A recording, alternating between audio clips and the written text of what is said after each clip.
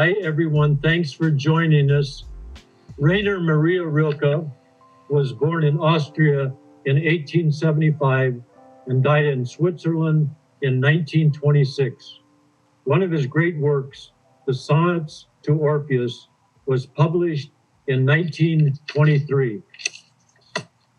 Holly Prado, in her introduction to Esperanza, Poems for Orpheus, wrote, quote, "Orpheus is the ancient Greek god of music and inspiration. His music is so magnificent that it causes trees to uproot themselves to dance and follow him. He can animate anything that listens to his songs. He can inspirit the very rocks. As divine singer, he becomes the background for all inspiration, whatever form it takes. In Orphic history, there are connections with the Pythagoreans, who describe the universe as a harmonia, a being in tune, which the human soul attempted to mirror. Orphean song was valued in the process of restoring balance to a sick soul, since music's innate mathematical harmony echoed the harmonia. Orpheus, who was dismembered at his death, continued to sing and prophesy with great verve. The theme of sacrifice, then transformation into a new form, rebirth, runs richly inherited through our contemporary psyches, prompted by our deeply layered understanding of seasonal cycles and 4 individual seasons of birth, growth, the many deaths and revitalizations we experience as we live, then final physical death and whatever might come after that. Serious creative work implies dismemberment. One's inner self is rearranged, sometimes harshly, but to complete such work also gives the blessing of renewal. Most of us remember that Orpheus lost his wife, Eurydice, and went into the underworld to beg for her to return to him. Because of his glorious songs, it's reported that even the terrible Furies wept. Hades agreed that she could return to the upper world with the provision that Orpheus play his lyre as they walked, and that he not look at Eurydice no matter what, while she followed him. He wasn't to look back, to capture the past, to possess his wife in the old way. But Orpheus could not resist one glance over his shoulder, and so he lost Eurydice forever. His new songs, then, had to learn the lessons of arrogant desire. He had to move from selfishly wanting only to possess who or what he wants, to singing for nothing, for no rational reason, for no profit. Always the deepest music is given to the gods, even by a god, and not used for personal benefit. Many poets have written about Orpheus, most notably Rainer Maria Rilke, of course, in his magnificent The Sonnets to Orpheus. We all owe a debt to that work in the exploration of this powerful myth, and yet inspiration, animation, transformation, music, and love are the right of every poet and every reader of every tree. And now I'm going to introduce the readers. The magnificent readers in order of appearance are Corinne Conley, Phoebe MacAdams, Helen Richman, John Towey, and Lawrence Turman. Here's Corinne Conley. The Sonnets to Orpheus. First part. 1. A tree ascended there. O pure transcendence. O Orpheus sings. O tall tree in the ear. And all things hushed. Yet even in that silence a new beginning, beckoning, change appeared. Creatures of stillness crowded from the bright, unbound forest, out of their lairs and nests. And it was not from any dullness, not from fear that they were so quiet in themselves, but from just listening. Bellow, roar, shriek seemed small inside their hearts, and where there had been a most makeshift hut to receive the music, a shelter nailed up out of their darkest longing, with an entryway that shuddered in the wind. You built a temple deep inside their hearing. 2. And it was almost a girl, and came to be out of this single joy of song and lyre, and through her green veils shone forth radiantly, and made herself a bed inside my ear, and slept there. And her sleep was everything. The awesome trees, the distances I had felt so deeply that I could touch them, the meadows in spring, all wonders that had ever seized my heart. She slept the world. Singing God, how was that first sleep so perfect that she had no desire ever to wake? See, she arose and slept. Where is her death now? Ah, you will discover this theme before your song consumes itself. Where is she vanishing? A girl, almost. 3. A god can do it. But will you tell me how a man can enter through the lyre's strings? Our mind is split, and at that shadowed crossing of heart roads, there is no temple for Apollo. Song, as you have taught it, is not desire, not wooing any grace that can be achieved. Song is reality. Simple for a god. But when can we be real? When does he pour the earth, the stars into us? Young man, it is not your loving, even if your mouth was forced open wide by your own voice. Learn to forget that passionate music. It will end. True singing is a different breath, about nothing. A gust inside the god, a wind. 4. Oh, you tender ones, walk now and then into the breath that blows coldly past. Upon your cheeks let it tremble and part. Behind you it will tremble together again. Oh, you blessed ones, you who are whole, you who seem the beginning of hearts, bows for the arrows and arrows' targets, tear bright, your lips more eternally smile. Don't be afraid to suffer. Return that heaviness to the earth's own weight. Heavy are the mountains, heavy the seas. Even the small trees you planted as children have long since become too heavy. You could not carry them now. But the winds, the spaces.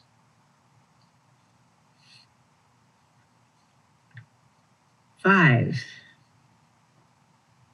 Erect no gravestone for him, only this. Let the rose blossom each year for his sake. For it is the god, his metamorphosis in this and that. We do not need to look for other names. It is Orpheus, once and for all, whenever there is a song. He comes and goes. Isn't it enough if sometimes he can dwell with us a few days, longer than a rose? Though he himself is afraid to disappear. He has to vanish, don't you understand? The moment his word moves out beyond our life here, he has gone where you will never find his trace. The lyre's strings do not constrict his hands, and it is in overstepping that he obeys. 6. Is he someone who dwells in this single world? No. Both realms are the source of his earthly power. He alone, who has known the roots of the willow, can bend the willow branch into a lyre. Overnight, leave no bread on the table and leave no milk. They draw back the dead. But he, the conjurer, may he settle under the calm of the eye's lowered lid to mix death into everything seen. And may the magic of earth smoke and rue be as real to him as the clearest connection. Nothing can trouble the dominance of the true image, whether from graves or from rooms. Let him praise finger ring, bracelet, and jug. We did the first 6. I'll just read a little bit about, the origin of Orpheus. Orpheus was the son of Apollo and the muses Calliope, and he played the lyre that Apollo had given him. And we talked earlier about Eurydice and him. So that's just a little bit about the myth. Can you hear me now? Yes, there we go. Phoebe, yes. All right. Okay, Phoebe MacAdams. 7. Praising is what matters. He was summoned for that and came to us like ore from a stone's silence. His mortal heart presses out a deathless, inexhaustible wine. Whenever he feels the god's paradigm grip his throat, the voice does not die in his mouth. All becomes vineyard. All becomes grape, ripened on the hills of his sensuous south.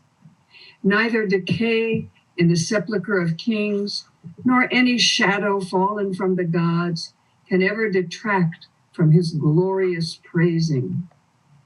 For he is a herald who is with us always, holding far into the doors of the dead a bowl with ripe fruit worthy of praise. 8. Only in the realm of praising should lament walk, the naiad of the wept-for fountain, watching over the stream of our complaint to keep it clear upon the very stone that bears the arch of triumph and the altar.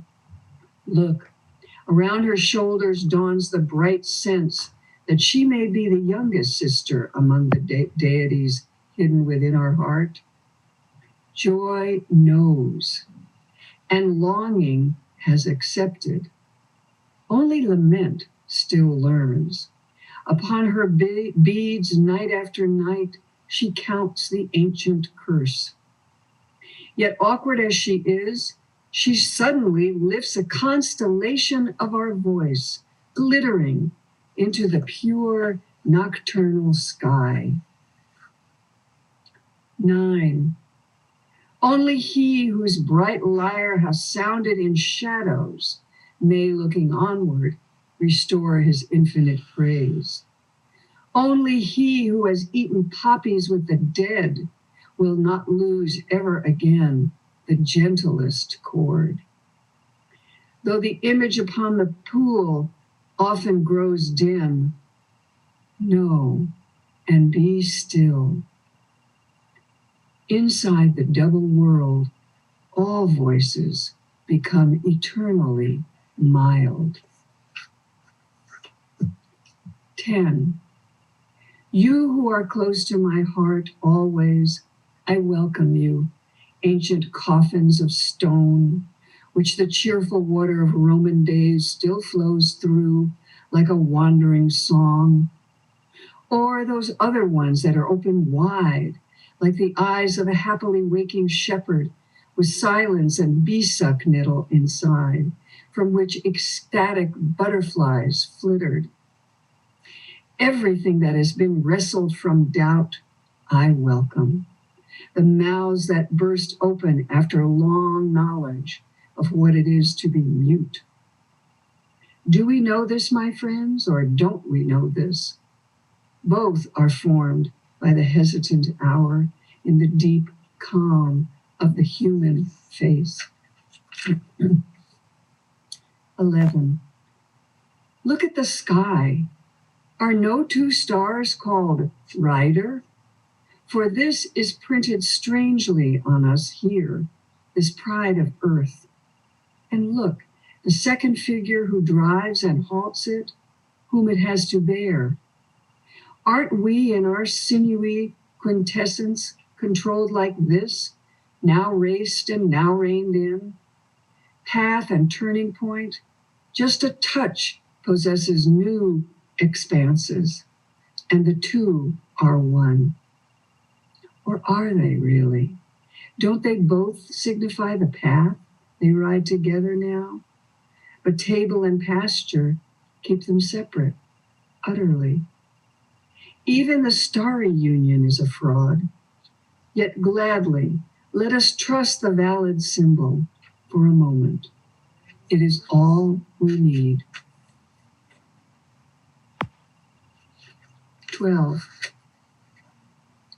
Hail to the God who joins us, for through him arise the symbols where we truly live. And with tiny footsteps, the clocks move separately from our authentic time. Though we are unaware of our true status, our actions stem from pure relationship. Far away, antennas hear antennas, and the empty distances transmit. Pure readiness. Oh, unheard starry music, isn't your sound protected from all static by the ordinary busyness of our days? In spite of all the farmer's work and worry, he can't reach down to where the seed is slowly transmuted into summer.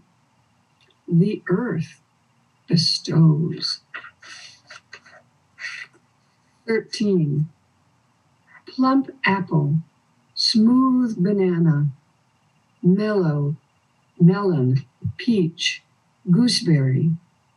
How all this affluence speaks death and life into the mouth. I sense. Observe it from a child's transparent features while he tastes. This comes from far away. What miracle is happening in your mouth? Instead of words, discoveries flow out from the ripe flesh, astonished to be free. Dare to say what apple truly is? This sweetness that feels thick, dark, dense at first, then exquisitely lifted in your taste, grows clarified, awake, and luminous, double-meaninged, sunny, earthy, real. Oh, knowledge, pleasure, inexhaustible. 14. We are involved with flower, leaf, and fruit. They speak not just the language of 1 year. From darkness, a bright phenomenon appears and still reflects, perhaps, the jealous glint of the dead who fill the earth. How can we know what part they play within the ancient cycle? Long since it has been their job to make the soil vigorous with the force of their free marrow. But have they done it willingly? We ask, does this fruit, formed by heavy slaves, push up like a clenched fist to threaten us, their masters? Or in fact, are they the masters, as they sleep beside the roots, and grant us from their riches this hybrid thing of speechless strength and kisses.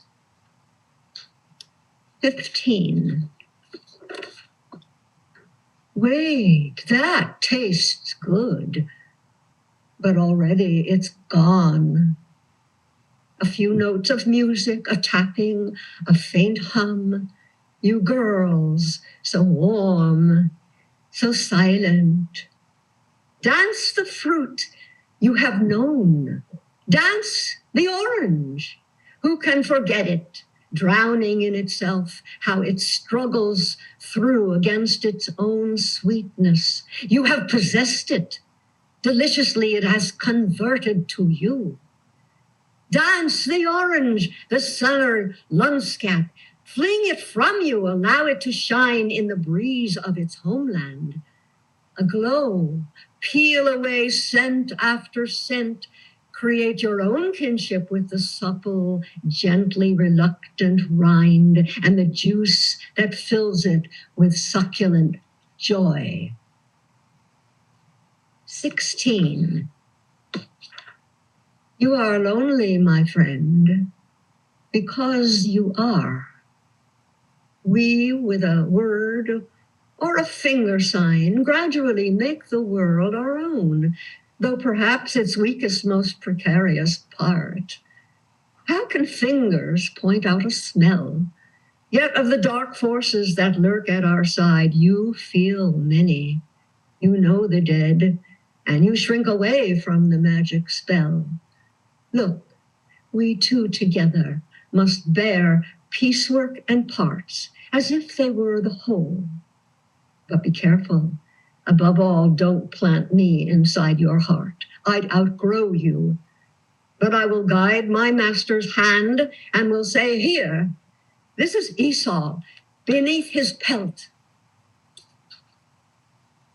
17.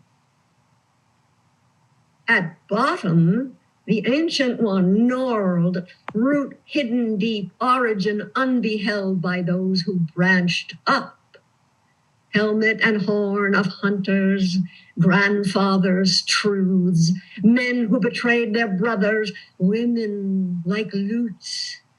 Branch upon branch, crowds close, none of them free, keep climbing higher, higher. Still, though, they break. Yet this top one bends finally into a lyre. 18. Master, do you hear the new quiver and rumble? Harbingers step forth who blare their approval. Surely no ear is whole amid this noise, yet the machine part still asks for our praise. Look, the machine rears up and takes revenge, brings us to crawl and cringe. Since all its strength is from us, let it, desireless, serve and remain. 19.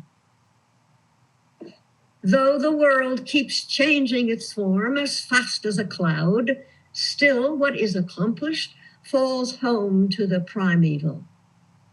Over the change and the passing, larger and freer, soars your eternal song, God with the lyre.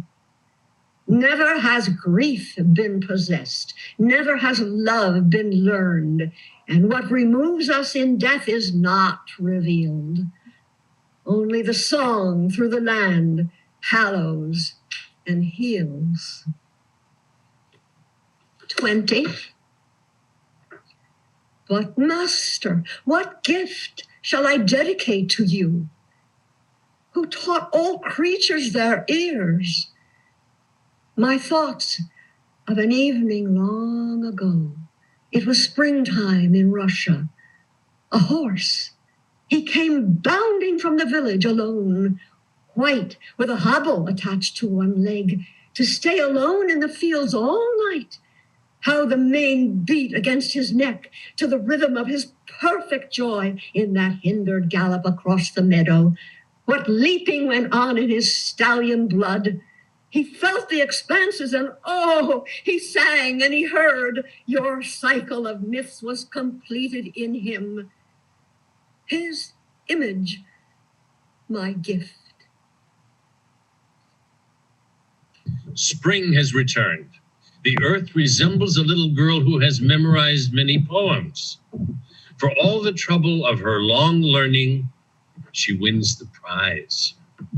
Her teacher was strict. And we loved the white in the old man's beard and shaggy eyebrows. Now, whatever we ask about the blue and the green, she knows. She knows. Earth, overjoyed to be out on vacation, play with the children. We long to catch up, jubilant Earth. The happiest will win. But her teacher taught her the numberless things and what lies hidden in stem and in deep, difficult root. She sings. She sings. Number 22. We're the driving ones.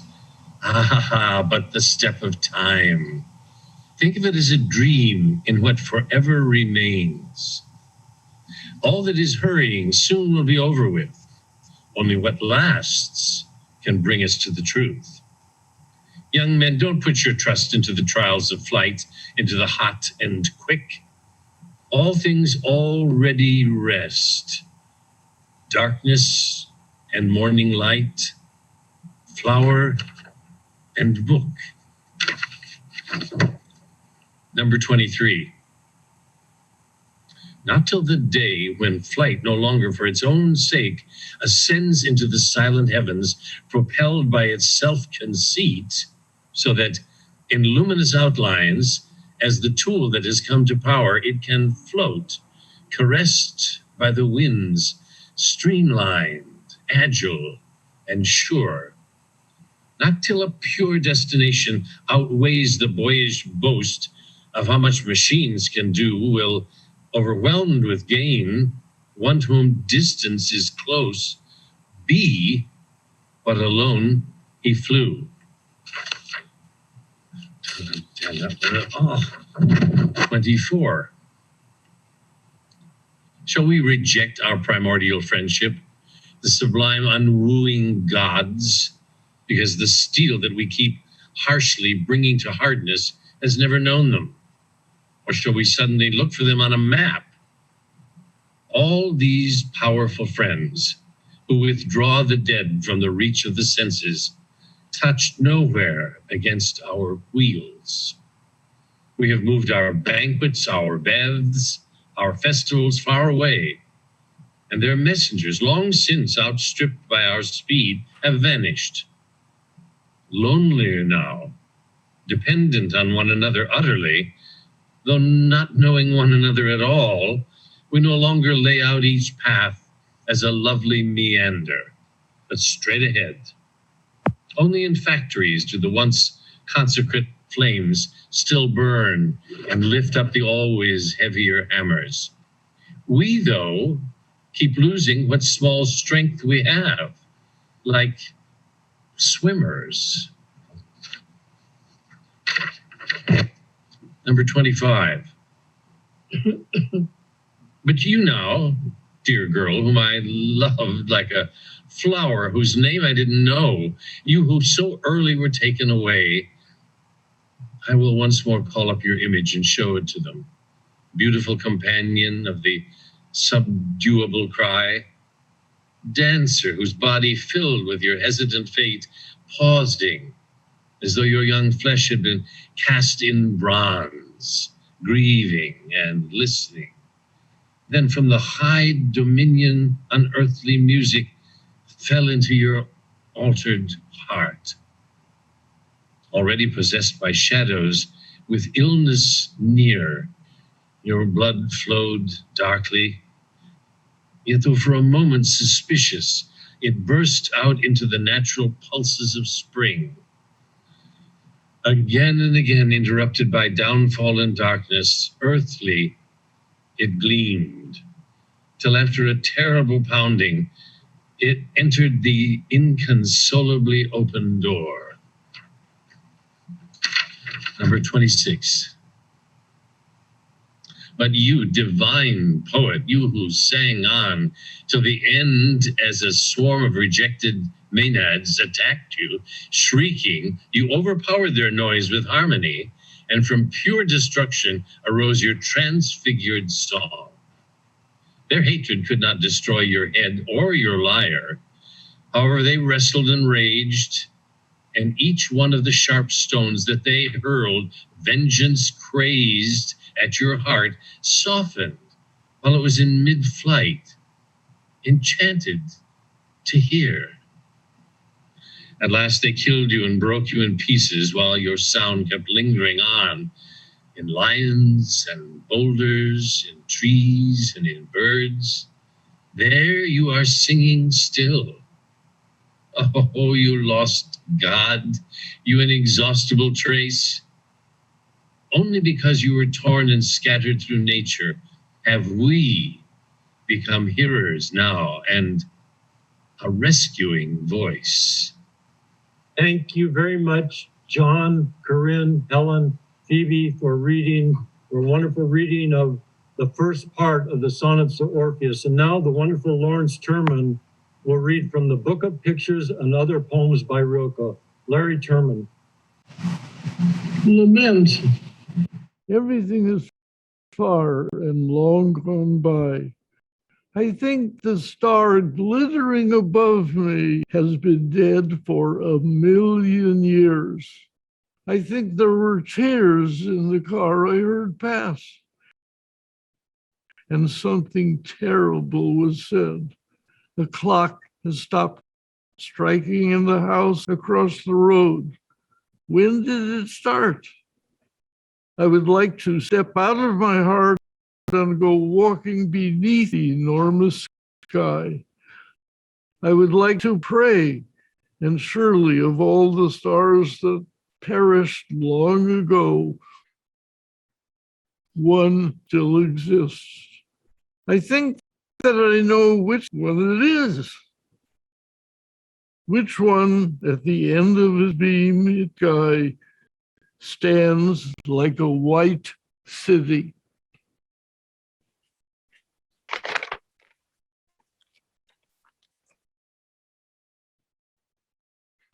Autumn day.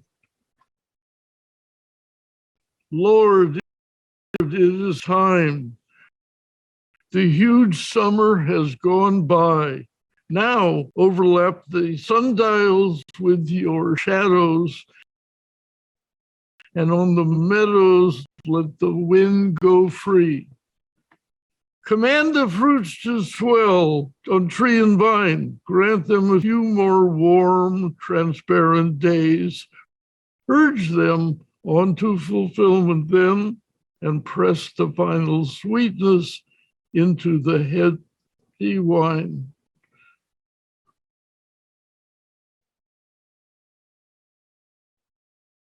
Whoever has no house now will never have one.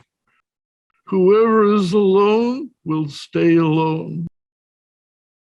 Will sit, read, write long letters throughout the evening, and wander on the boulevard up and down restlessly while the dry leaves are blowing.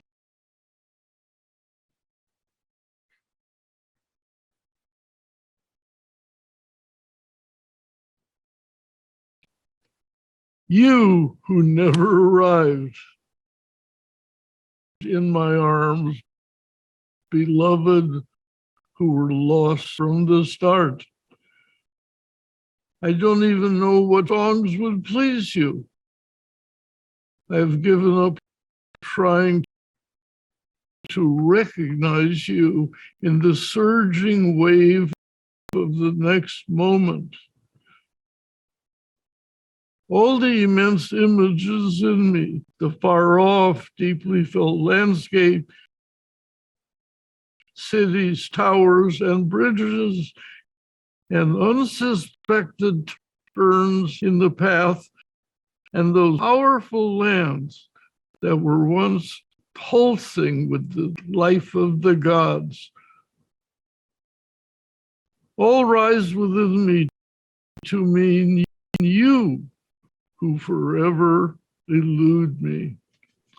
Yes, beloved, who are all the gardens I have ever gazed at, longing,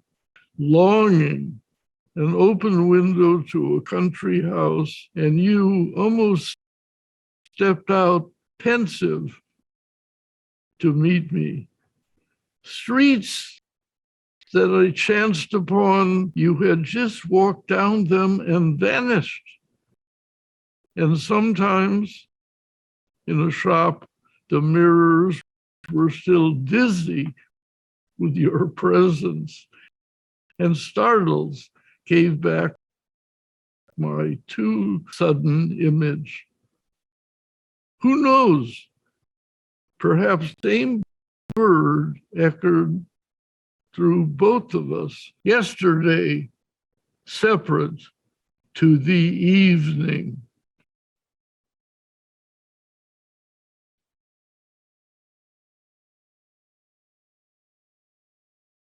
Spanish dancer has on all insides a kitchen match darts white flickering tongues before it bursts into flame. With the audience around her quickened, hot, her dance begins to flicker in the dark room. And all at once, it is completely fire.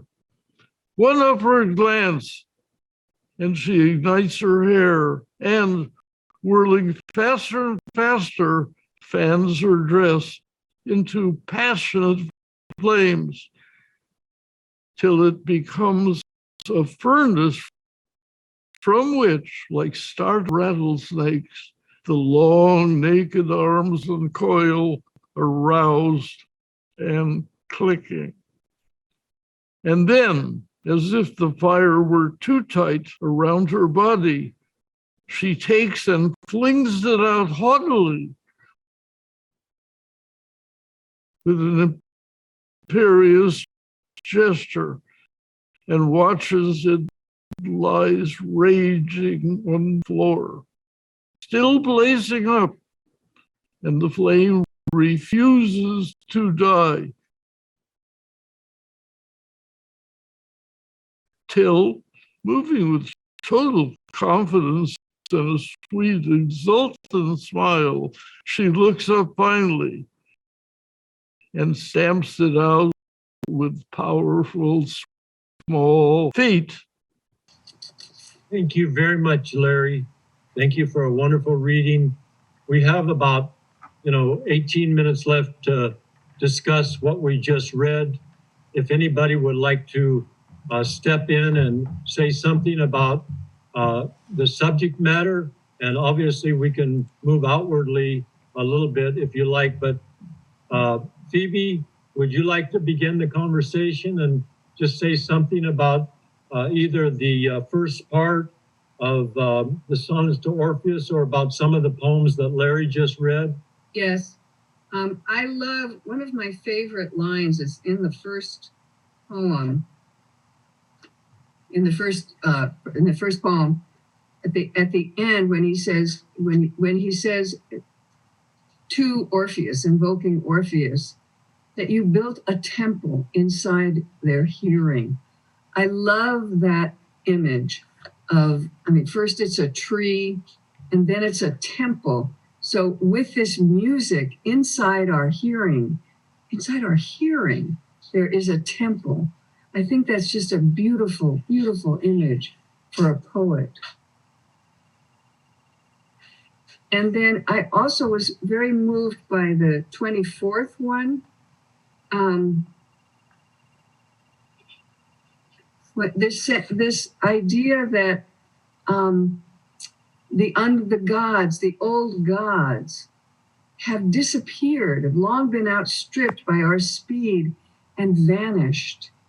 And so we are now lonely without the gods who are no longer part of our everyday world as they were, and dependent more upon each other. Instead of the gods, we have to depend on each other, though not knowing one another at all. So I think that's another incredible image. And then the last one that really struck me was the one that John read, Lawrence read, You Who Never Arrived. I thought that was just as heartbreaking, poignant, as if Orpheus was still alive, and everywhere he looked, as Eurydice, he turned around and there she was and disappeared back into the land of the dead. So everywhere he goes, he looks in a mirror as if she's just left. Everywhere he goes, it's like she's just been here and gone. That's heart-wrenching. So I was, these are wonderful poems of grief and longing and coming it all in this temple in our hearing of song. It's wonderful. Well said, Phoebe. Helen, John, Larry, Corinne, anybody else? Just some of it, I just had a hard time connecting personally to it. And some of it, I didn't understand the allusions to. Some of the things that were just brilliant, but some of the stuff I just couldn't find the way to connect with it. And I don't know if it was, did the same person translate all of these? Yes. And who would the person be? Stephen Mitchell. He's one of the top translators. I see. Things like, for example,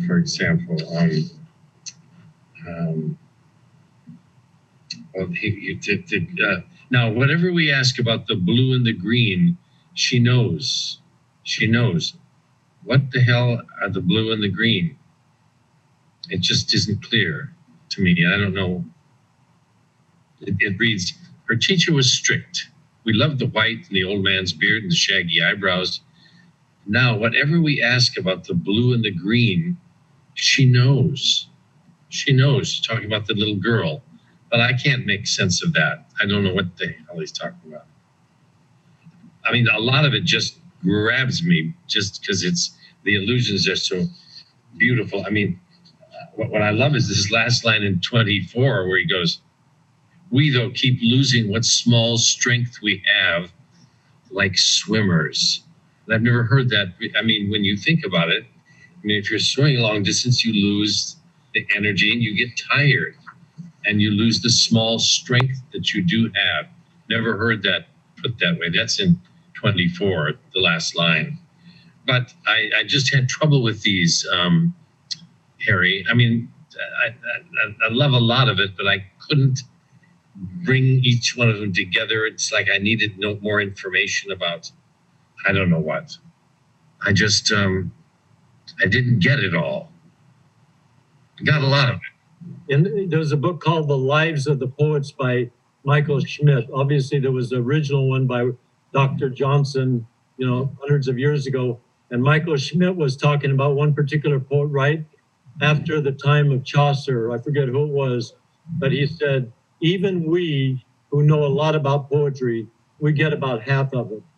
So we always have to give in to the mystery. That's part of the fun of poetry, and it's part of the greatness. You can keep reading something over and over again. Who wants to get something on the first time? Obviously, we're spoon-fed information on TV all the time, but a great work of art, there's something each time you go back, you find something more. And regarding the language of the green and the blue, let's just say that Rilke would say July was a black month. Now, you could look back and read it and think, was he depressed? Did he lose someone? He didn't necessarily mean July was a black month, but that's what came through in his imagination. So a part of it is up to the reader too. And obviously, if you wanted to trace things back through all the scholars commentary, you could find a little bit more information. For me, a couple of things that I liked was in Phoebe's reading, when she, I think it was in 7, and she read, "For he is a herald who is with us always, holding far into the doors of the dead a bowl with ripe fruit worthy of praise." So you get that deep clarity and deep resonance, and how close, you know, the living and the dead are with each other. And it also talks about the transient sensory pleasure that we all experience. Yeah, I got all of that. Yeah. And so I just, you know, I love reading because you keep finding out more and more things about that. But, you know, his songs to Orpheus are, you know, they're as great as you get about that particular myth. But what else would anybody else like to say? No, one of the things that I haven't, it's John's mentioned about who was this translator and are there others? And one of the images that was in my part 1 was when he was talking about a theme of music and comparing it, you know, with nature and the trees and leaves. And it became a girl. And suddenly, it was a girl. And now this it did throw me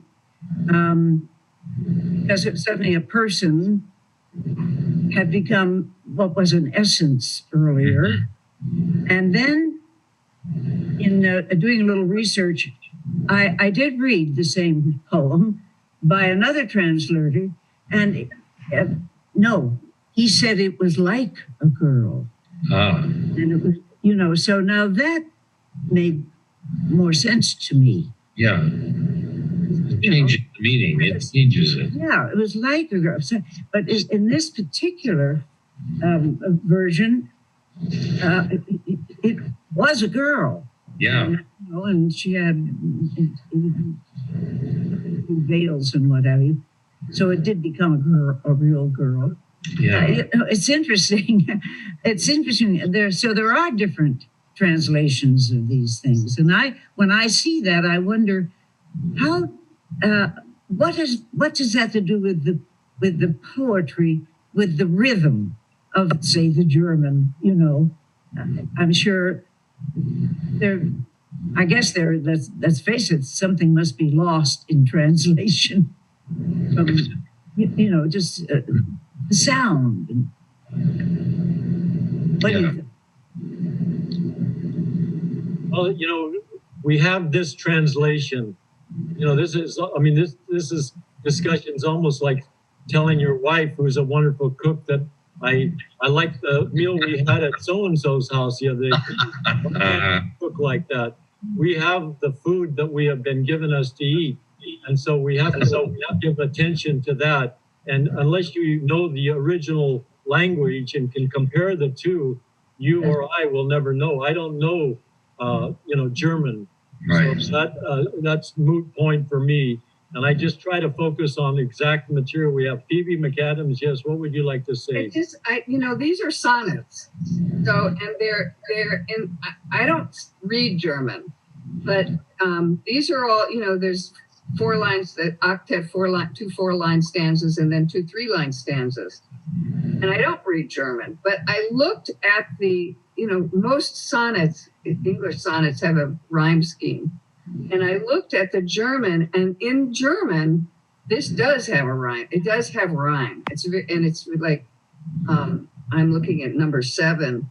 The first and second line rhyme with the 3rd and 4th line. The 5th and 6th line seems to rhyme with the 7th and 8th line. I don't know what any of them mean, but they have a kind of Italian sonnet rhyme scheme. So it would be wonderful to hear this in German, but Stephen Mitchell's translations, I like them. I've read some criticisms that some people have some criticisms of some of it, but I like his. It's kind of plain speak, and I like that about it. But sometimes I find like there were several of my sonnets that I didn't really understand, And when I read them 2 or 3 times, suddenly they became clearer. I think sometimes you just have to stay with it, and sometimes the meaning will suddenly emerge to you. You know what? I keep finding out in his poetry is there's just such a deep resonant, deep calm. I don't, being an actor and being a poet, I've always learned to focus, to be specific and be particular, and not spend my time talking about things that aren't on the page, unless they're inside me or the director wants me, but just focus on the evidence that we do have. And even in Larry's poem, Autumn Day, I'm looking at the German and the translation, and the last 2 lines in the translation, the last 3 lines, the third to the last is evening, and the last line is blowing. And I can see that the German is schreiben and treiben. So, occasionally there are some rhymes, but obviously it's not the same as the original. But we have what we have, and that's my story, and I'm sticking to it. Helen, what would you like to say? Yeah, well, in relation to what John was saying about sometimes it's difficult to understand what the poet is saying and meaning. I was talking to my granddaughter who was singing in an a cappella group at NYU, a hymn with the Rilke lyrics. And the whole group was saying, what does this mean? And they were just really befuddled. But they, just like Phoebe said, kept reading it over and over and talking about it and discussing. By the time they sang the song, my granddaughter told me that it was extremely emotional, extremely personal, and it makes me feel that if you let your inner connect with what Rilke is trying to say, you're going to get a very deep kind of a feeling from it, and it can't be just surface. I agree. Larry, what would you like? Would you like to say anything about your experience in reading these poems? I love the way you read. Just as I finished, my nervousness calmed down. But it was a fascinating experience, and I see what wonderful, careful preparation and insights all your participants put forth. And that is very pleasing to be a part of it. So I thank you for letting me get my feet wet and my vocal cords too. Quite wonderful. Thank you. Well, thank you. I'm glad you read. And, some of the lines that, you add in Autumn Day, it says, the huge summer has gone by. And just that sense of time, also in his poetry, there's a sense of time that comes and goes. And, me participating in this reading with all of you wonderful readers and the concentrated effort that you give to poetry, it's, for me, it's an hour of time out of time. For me, what, all poetry does, it slows down time. We have to read each word. We have to open up, it's like listening to jazz. Some people, they don't even like to listen to jazz. They don't know it's too abstract. But obviously we have to have big ears to listen, and we have to slow down. And the mystery of it all too is always there, just like in the sacred books. There's a lot of mystery. So I always feel I benefit from just listening and trying to keep learning a little bit. And that's one of the things that I appreciate about growing older, is just to keep learning, and whatever tradition we're in. I'm a student of acting, a student of film, and a student of poetry, and I've learned the traditions, but in each field I realize there's so much I don't know. And so just to keep learning is really a great thing for me. And so I'm grateful for, it's pretty rare to have a poetry show in a motion picture home, right? Poetry is a non-commercial art form in the most commercial city in America. We all came here to make a buck in the movies, at least most of the people I know did. So, God bless that we were able to do that. And I see it's 1 minute to 2, and I will turn this on. I will thank you all once more. Thank you all very much for your magnificent readings. And Thank you, Gary.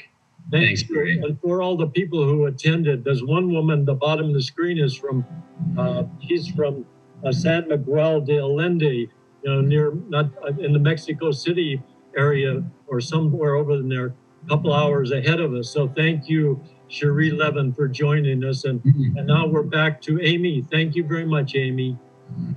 Thank you, Harry. Thank you, everyone.